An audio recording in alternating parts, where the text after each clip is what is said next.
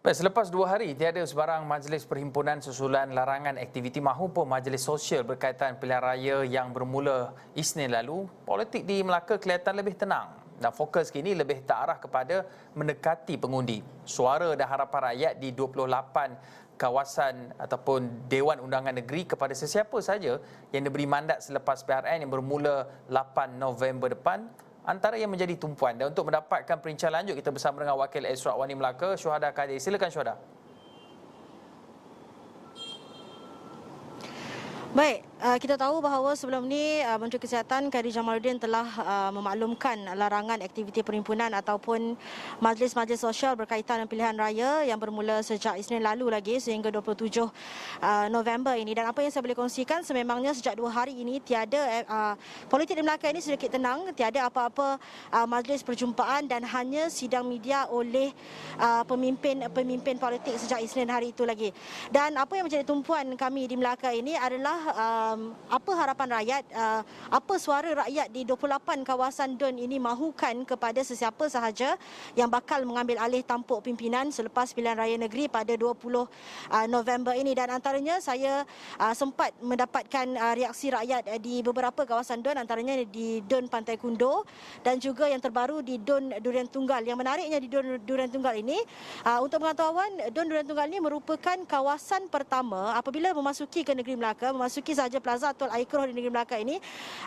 DUN Durian Tunggal merupakan kawasan pertama yang akan dilalui. Tetapi apa yang saya difahamkan, apa rakyat di DUN Durian Tunggal maklumkan kepada saya, sudah lama tiada apa-apa pembangunan di kawasan DUN itu sehingga kan golongan muda juga terpaksa mencari peluang pekerjaan keluar daripada kawasan DUN Durian Tunggal itu, sedangkan sehingga kan mereka terkilan apabila bukan sahaja rakyat luar negeri Melaka, mereka tidak tahu keberadaan lokasi DUN Durian Tunggal ini kerana tiada apa-apa pembangunan di DUN Durian Tunggal ini. Mungkin saya boleh kongsikan juga sebelum ini kerajaan pernah bercadang untuk membina projek kereta api laju HSR, yang mana projek itu sekiranya dilaksanakan, stesen yang akan berada di DUN Durian Tunggal itu, dan apabila projek itu terpaksa dibatalkan, ternyata rakyat di DUN Durian Tunggal itu ralat kerana mereka mengharapkan apabila ada sesuatu projek berskala besar, hanya itu sahaja yang mampu membangunkan taraf ekonomi penduduk di DUN Durian Tunggal itu, Hakim.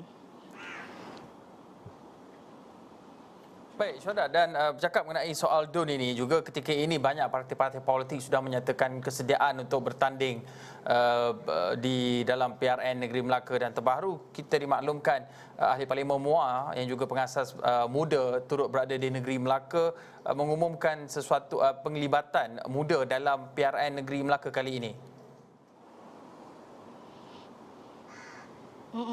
Baik, sebentar tadi dalam perkembangan politik lain juga, sebentar tadi kami baru sahaja ada satu sidang media bersama Presiden Muda yang juga Ahli Parlimen MUA, Syed Saddiq Syed Abdul Rahman, yang mana beliau memaklumkan bahawa muda akan bertanding pada PRN Negeri Melaka ini, yang mana rundingan ketika ini sedang berjalan bersama Blok Pakatan Harapan, yang mana katanya pegangan muda adalah untuk membawa politik baru di Negeri Melaka ini dan juga menolak politik katak serta yang tidak berintegriti.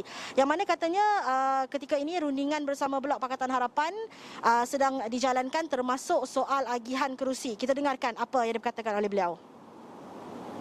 Muda telah pun buat pendirian tetap untuk bertanding pada pilihan raya negeri ini. Kita akan berunding dengan parti-parti pembangkang dan akan mengumumkan perkara ini bersama selepas tempoh rundingan tamat. But we would like to put our name as a party which intends to contest together in the spirit of opposition bloc untuk membawa perubahan yang jelas itu.